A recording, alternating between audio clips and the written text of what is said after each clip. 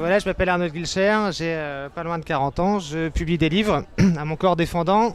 J'avais publié Au moins bien, l'anthologie des klaxons de pompiers, et ensuite j'ai sorti Pas mieux. Et là je sors Pile entre deux. Alors Pile entre deux n'est pas la suite de En moins bien et de Pas mieux. Voilà, ça c'était déjà pour planter le décor. Souvent les gens me disent Arnaud Wilcher, qu'avez-vous voulu dire dans ce livre? Et en fait moi-même je n'en sais rien, mis à part que j'ai voulu faire un petit balayage comme ça des désastres écologiques et financiers, dans ce qui ma foi tenait bien en 502 pages. 402 pages, je suis déçu. Donc voilà, ça parle d'un garçon qui se fait prendre par erreur dans une rafle destinée à décapiter le système financier international. Il se retrouve sur une île qui est l'île la plus polluée du monde, avec 3 ou 4 000 traders, dont le plus méchant d'entre eux qui s'appelle Donatien Saint-Quentin, alias DSQ. Voilà. Il est pris avec un copain yogiste qui s'appelle Fano et qui parle aux oiseaux. Et ça tombe bien puisqu'il y a 450 000 couples d'albatros sur cette île. Donc ça fait quand même pas loin d'1 million de copains. Et voilà, l'idée étant de se barrer de cet endroit de malheur, ça donne lieu à un livre que je vous recommande de lire chaudement.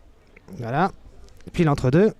Alors souvent aussi les gens me demandent Arnaud Wilcher, que nous conseillez-vous comme livre? Alors moi je dis, dans ces cas-là, de prendre la version poche de ce livre et non pas la version brochée.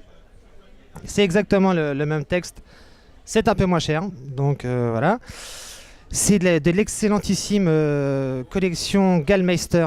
Gallmeister, c'est alors d'après ce que j'ai lu sur internet, car je me documente, Gallmeister, c'est un éditeur français, je crois qu'il s'appelle Olivier Gallmeister, et donc il arrive à avoir les droits de romans américains qui ont pas mal pour thème le natural writing.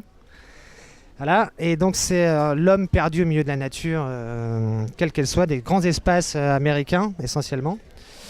Et là, ça raconte l'histoire d'un garçon qui s'appelle Pete Fromm, c'est autobiographique. Et le petit gars en fait était étudiant et il décide de répondre à une annonce pour devenir ranger.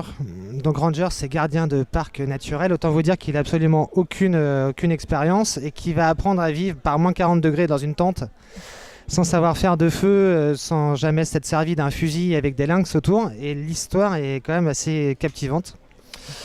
Donc voilà, son premier livre traduit en français, il vit à Great Falls dans le Montana. Donc il n'est pas rancunier avec les grands espaces. Et ben voilà, je vous souhaite une bonne fin de salon. Je sais pas si c'est comme ça qu'on conclut la pastille.